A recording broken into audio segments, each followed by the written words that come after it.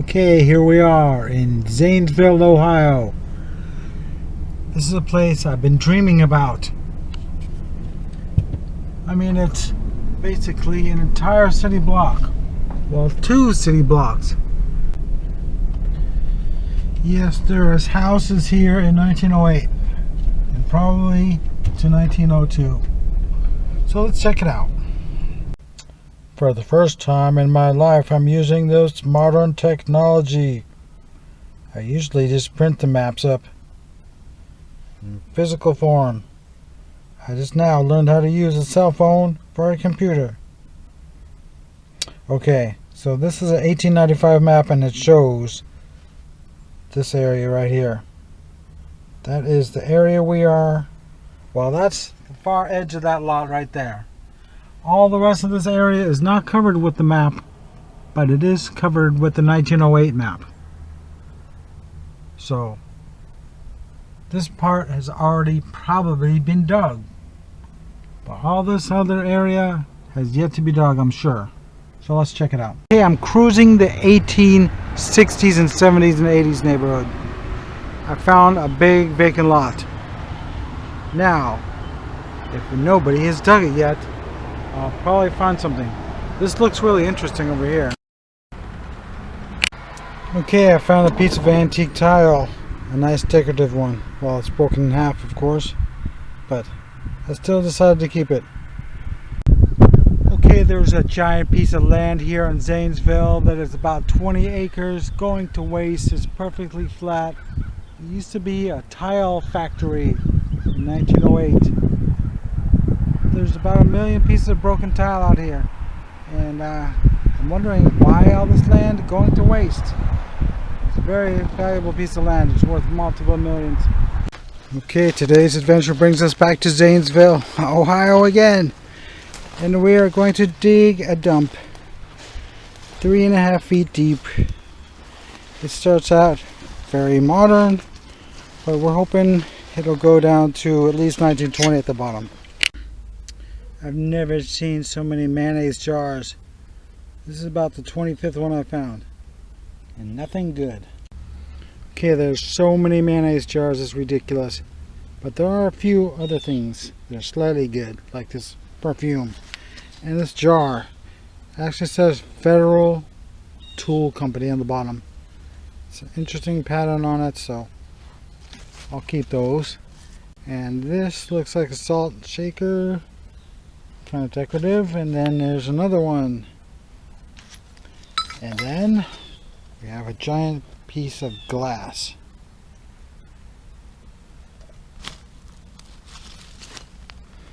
And then another perfume. Yet another odd perfume. And then a honey jar, unmarked of course. And a interesting whiskey that looks sort of like a cork top, but it's not really. And an Atlas Mason with an interesting rainbow stain on it, so that might be worth keeping just because of the stain on it. Well, we are looking at a dump on the side of the bank over there that turned out to be really not good at all. But then over here, this is where it's really at. So let's go over there and find a 3-foot layer of solid bottles. Well, I found a nice looking soda. Looks like it's probably blown in the mold too. But that's about it. I also found this really old piece of a beer. But mostly it's newer stuff. And this is one of those cheese jars. I've never found one with the top like that, I don't think. But that's it. I mean, well, I did find this. The Zanesville broken knee-high, which will make a great drinking glass because it's a nice shape, no case wear, no dings or chips or cracks. So that's it for this spot.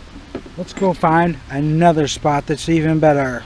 Okay, we have a sinkhole here. Well, a very shallow sinkhole, but it's very obvious. It's only about 1.5 feet from the back line, and it's probably been dug already because it's probably on the 1886 map. So let's test it anyway. Okay, I just was cruising around, checking it out, and building a bike path through here along the riverfront in a very historic area from the 1870s. Who knows, maybe 1860s. I asked him if he ever finds any bottles, and he says no, he found a lot of bricks and railroad ties, but no bottles on this side anyway. But then he gave me permission to surface walk it. It seems like the kind of place that some bottles would show up. I mean, I definitely suspected they would have dumped trash down the embankment over here, but they probably did, but not all the way up here. But there's a little bit of trash. Oh, there's one bottle, not old enough. There's another broken bottle. Another couple broken bottles.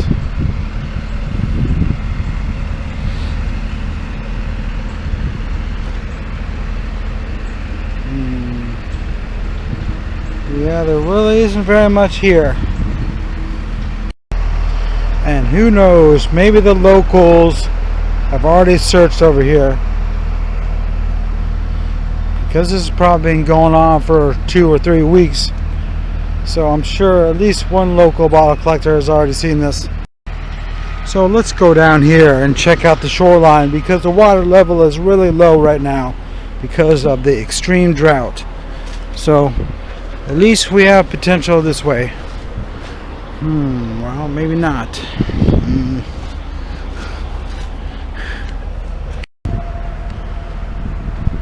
Well, I don't like homeless encampments, even though I did actually talk to some of them in Huntington, and they were actually quite nice. But let's go down here instead. Well, not finding anything, so let's go on to another spot. Okay, we're cruising the area known as Putnam Historic District here in Zanesville.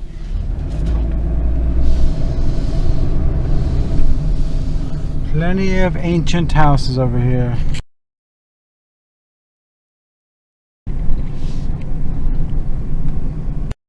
Okay, we have a couple vacant lots right here. Randville, Ohio. Just look at this creek.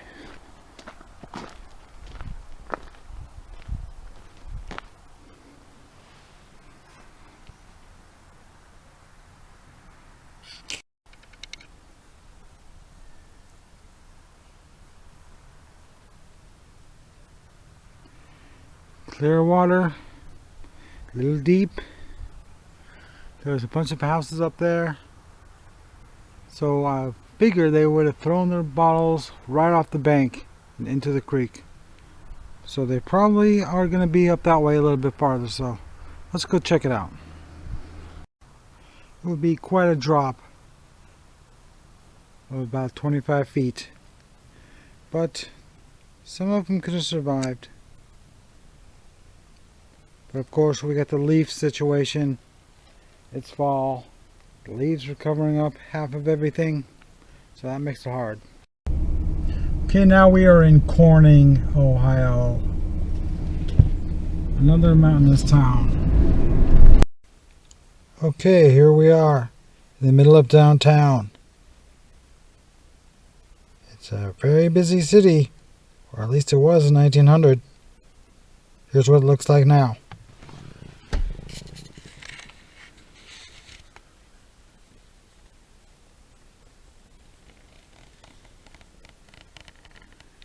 Quite a big difference. It's about 1/10 as active as it used to be. And there's almost every building has been torn down. I guess maybe that one's original, and maybe 3 original structures out of about 30. So let's check it out. Okay, I've located a privy behind a saloon. It's not the 1893. This is probably an 1880s privy, or it's going to be early 1900s. So let's open up and have a look. I should call myself the 40s magnet, because that's all I find. No matter what age I think I'm going to find, it's always the 40s. I'm digging behind the saloon in an 1800s town, and what did I find? More 1940s, 40s, maybe even early 50s. The 40s magnet strikes again. Okay, we got another old possible saloon. We're really digging on this line on this empty lot.